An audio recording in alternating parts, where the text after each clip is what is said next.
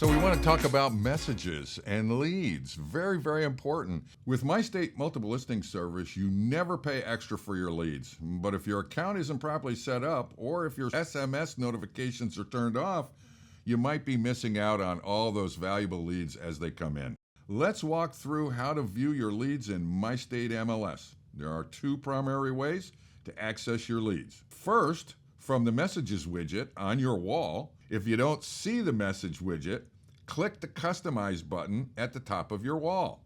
From the customization screen, make sure the Messages option is checked, then click OK.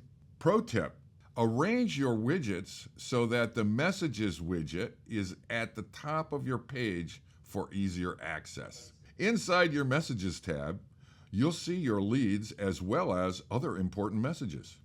You can also click directly into the full Messages page to view all your messages in one place.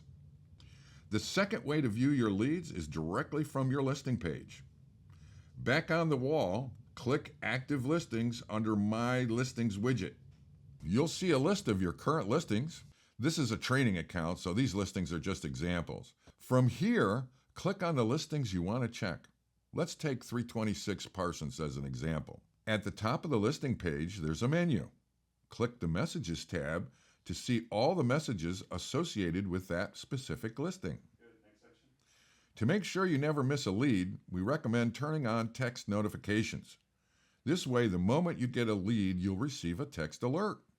By default, this setting is off, but turning it on is quick and easy. From the sidebar view, click on My Account. Scroll down until you find the section for text messages for leads and 2FA. So make sure leads via text messages is toggled on, and you're all set. Want to learn how to make more money with MyState Multiple Listing Service?